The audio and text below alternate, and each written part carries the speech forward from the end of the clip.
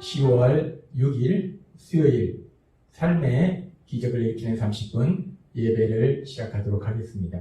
하나님께서 오늘 우리에게 주신 말씀은 요한일서 2장 7절에서 11절까지 말씀입니다. 이 말씀 제가 봉독하도록 하겠습니다. 사랑하는 자들아, 내가 새 계명을 너희에게 쓰는 것이 아니라 너희가 처음부터 가진 옛 계명이니 이 옛 계명은 너희가 들은 바 말씀이거니와 다시 내가 너희에게 새 계명을 쓰노니 그에게와 너희에게도 참된 것이라.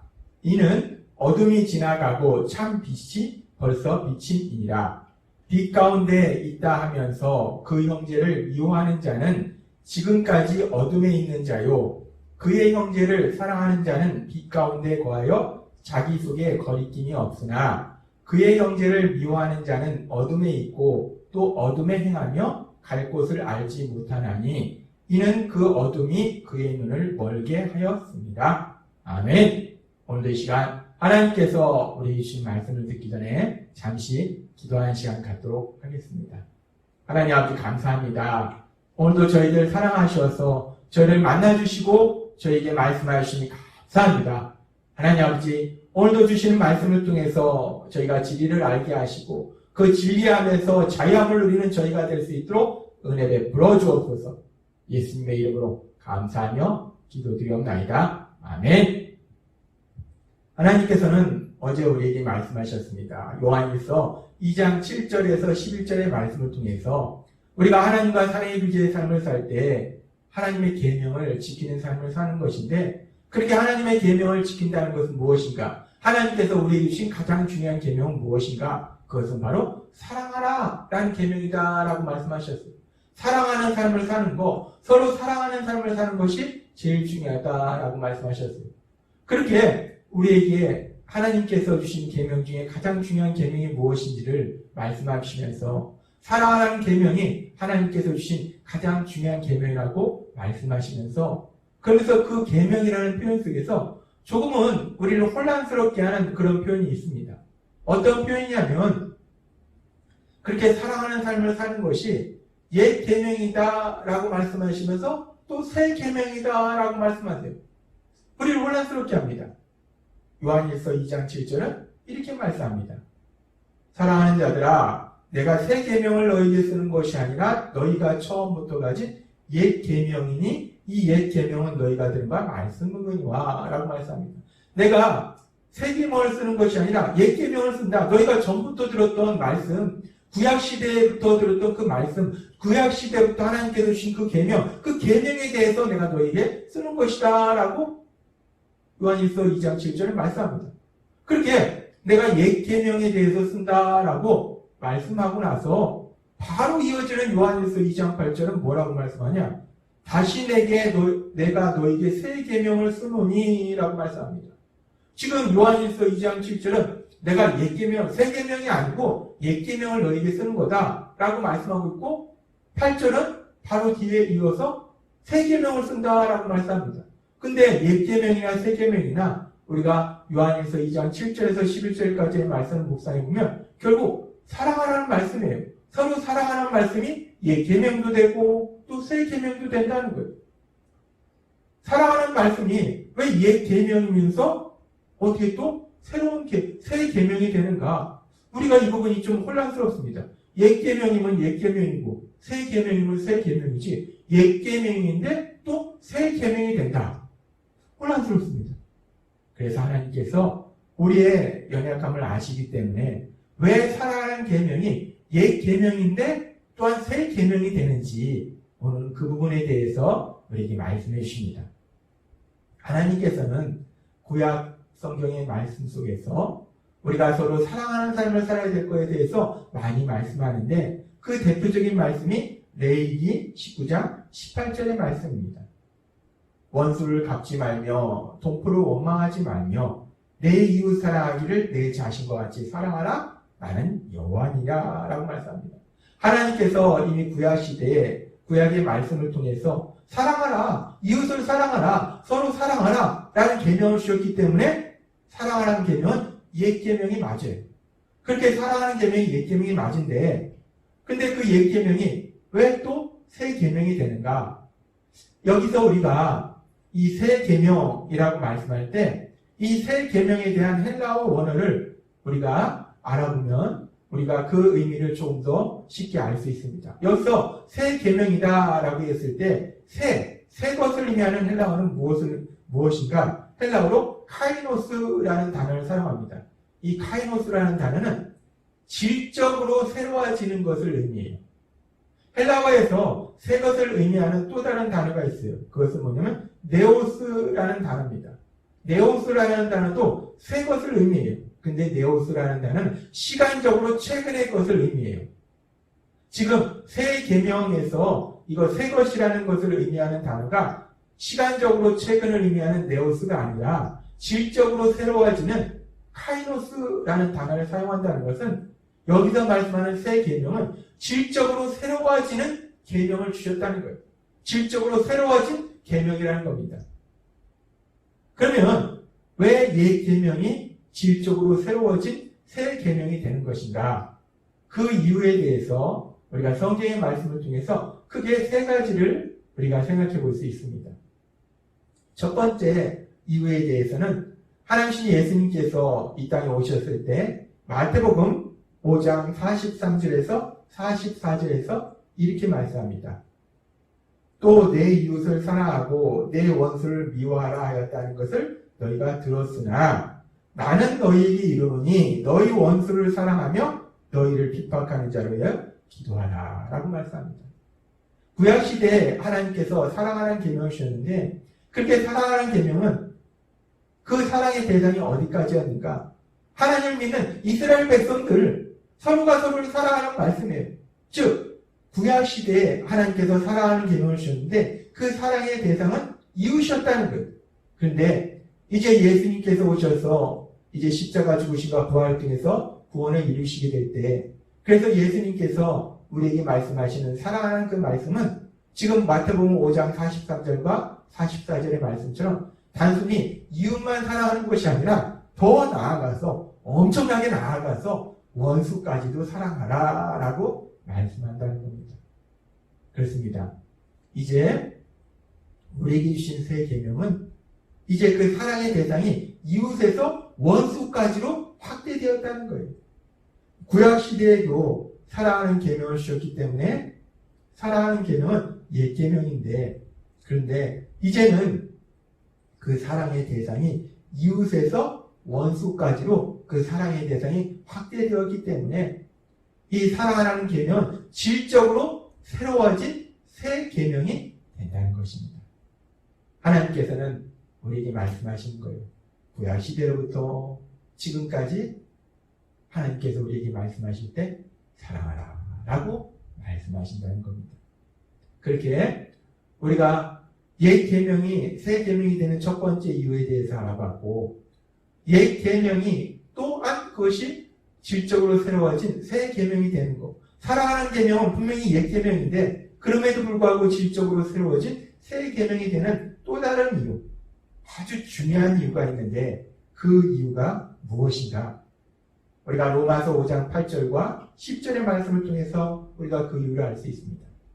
로마서 5장 8절은 이렇게 말씀합니다. 우리가 아직 죄인 되었을 때 그리스도께서 우리를 죽으심으로 라고 말씀합니다. 우리가 죄인이었을 때 죄인인 우리를 위해서 우리 예수님께서 십자가에서 죽으셨다는 거예요. 그런데 우리가 죄인이라는 것이 무엇을 의미하는가? 로마서 5장 10절은 이렇게 말씀합니다. 곧 우리가 원수 되었을 때에 그의 아들의 죽으심으로 우리가 하나님과 원수 되었을 때에 우리 예수님께서 우리를 위해서 죽으셨다는 거예요. 우리가 하나님과 원수 되었을 때에 하나님 예수님께서 원수 되었던 우리들을 위해서 친히 십자가에서 죽으셨다는 거예요. 원수 되었던 우리들을 십자가에 죽으시기까지 그렇게 사랑하셨다는 거예요. 하나님은, 우리 예수님은 원수까지 사랑하라 라고 우리에게 계명을 주셨을 뿐만 아니라 하나님이신 예수님이 친히 우리를 사랑하셔서 원수된 우리를 사랑하셔서 친히 십자가에 대신 죽으시기까지 그렇게 그 사랑을 우리에게 보여주셨다는 거예요. 실천해 주셨다는 겁니다. 그래서 구약 시대에도 사랑하는 계명은 하나님이 주셨어요. 그래서 사랑하는 계명은 옛 계명입니다. 그런데 그 옛 계명이 새 계명이 되는 것은 그 사랑하는 계명, 그 계명을 이제 원수까지도 사랑하라라고 우리 예수님께서 말씀하셨는데 말씀하셨을 뿐만 아니라 하나님신 우리 예수님께서 친히 십자가 죽으심을 통해서 그 사랑을 실천하셨기 때문에 그래서 사랑하는 옛 계명은 이제 질적으로 새로워진 새 계명이다라고 말할 수 있다는 것입니다. 우리 하나님이신 예수님께서 그 사랑하는 계명, 원수까지 사랑하는 그 계명을 먼저 실천하셨다는 거예요. 그렇게 사랑하는 계명은 옛 계명이면서 질적으로 새로워진 새 계명이 되는 것입니다.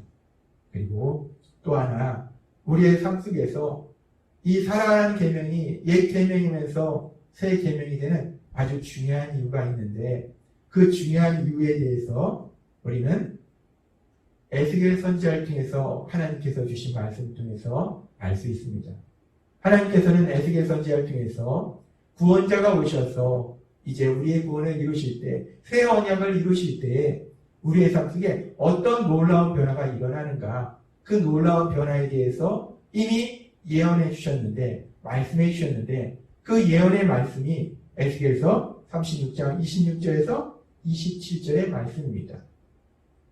또 새 영을 너희 속에 두고 새 마음을 너희에게 주되 너희 육신에서 굳은 마음을 제거하고 부드러운 마음을 줄 것이며 새 영을 너희 속에 두어서 굳은 마음을 제거하고 부드러운 마음을 준다. 굳은 마음은 뭐냐면 내 생각대로 하나님이 말씀하시면 하나님 말씀 듣기 싫어요. 저 몰라요. 저 안 들었어요. 하나님의 말씀대로 사는 것이 아니라 내 생각대로 하나님의 말씀을 듣기 싫어하는 그 마음이 굳은 마음입니다. 그에 비해서 부드러운 마음은 무엇이냐? 하나님의 말씀을 듣는 겁니다. 그리고 그 하나님의 말씀대로 사는 마음, 그것이 바로 부드러운 마음이에요. 새 영을 주셔서 우리의 굳은 마음을 부드러운 마음으로 바꿔주신다는 겁니다. 그러면서 계속해서 말씀합니다. 또 새 신을 너희 속에 두어 너희로 내 율례를 행하게 하리니 너희가 내 율례를 지켜 행할지라 라고 말씀합니다. 하나님께서는 구원자가 오셔서 이제 우리의 구원을 이루신 이후에 새 언약을 맺으실 때 구원받은 사람들의 삶 속에 어떤 놀라운 역사가 일어날지에 대해서 에스겔 선지자를 통해서 말씀하실 때 새 영을 너에게 줄 것이다. 내 신을 너에게 줄 것이다 라고 말씀합니다. 여기서 말씀하는 새 영, 내 신이 무엇을 의미하는가?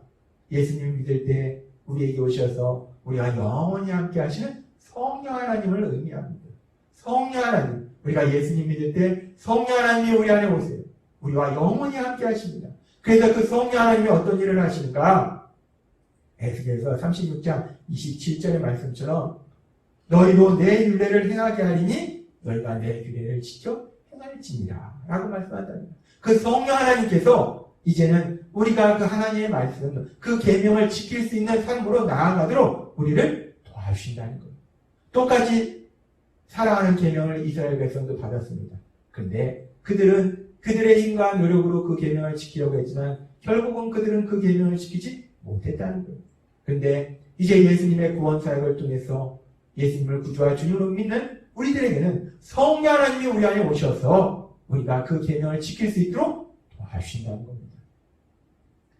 구약에도 사랑하는 계명이 있습니다. 그래서 사랑하는 말씀은 옛 계명이에요. 그런데 이 옛 계명이 왜 질적으로 새로워진 새 계명이 되는가? 사랑하는 그 계명을 구약에도 주셨지만 이제는 우리가 그 사랑하는 계명을 지킬 수 있도록 성령 하나님을 우리에게 보내주셔서 우리가 계명대로 살 수 있도록 도와주시기 때문에 그 사랑하는 옛 계명은 질적으로 새로워진 새 계명이 된다 라고 하나님께서 오늘 우리에게 말씀하십니다. 그렇습니다.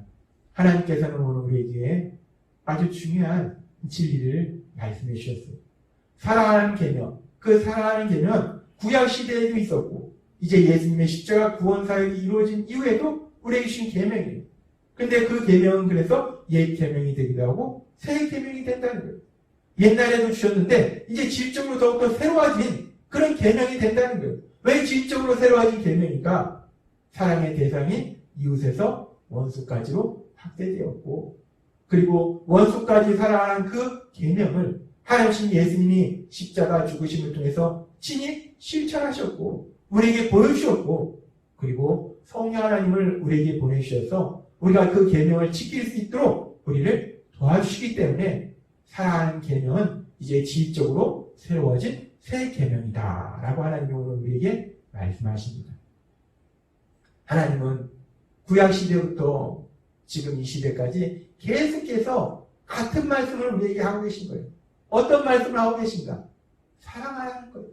서로 사랑하라. 서로 사랑하라. 근데 오늘 주신 말씀처럼 그 서로 사랑하라는 그 계명이 구약시대 이스라엘 백성은 지키지 못했지만 우리는 그 계명을 지킬 수 있는 것이 내 힘과 내 노력으로 지키는 것이 아니라 우리 안에 계신 성령 하나님이 능력으로 역사하셔서 그 계명을 지킬 수 있는 삶으로, 사랑하는 삶으로 우리를 인도하시고 도와주고 계심을 믿습니다. 우리 안에 계시는 성령님의 도우심으로 그렇게 사랑하는 삶을 살아가는, 그래서 우리 하나님의 기쁨이 되고 하나님의 영광을 나타내고 하나님이 예비하신 그 놀라운 복들을 풍성하게 체험하시는 여러분이 되시길 주님의 이름으로 축원합니다. 기도하겠습니다. 하나님 아버지 감사합니다. 오늘 주신 말씀처럼 사랑하라는 그 계명은 하나님께서 구약 시대로부터 우리에게 주셨던 계명인데 그 계명이 왜 옛 계명이면서 새 계명이 되는지 오늘 우리에게 말씀하신 것처럼 이제 우리가 사랑하라는 그 계명을 지킬 때 더 이상 내 힘과 내 노력으로 지키려고 하는 것이 아니라 우리 안에 계신 성령 하나님의 강력하신 역사하심에 따라 도우심으로 그렇게 사랑하는 삶을 살아가는 저희가 될 수 있도록 은혜 베풀어 주옵소서. 예수님의 이름으로 감사하며 기도드리옵나이다. 아멘. 이 시간도 하나님께서 우리에게 주신 말씀을 묵상하면서 조용히 기도하는 시간 갖도록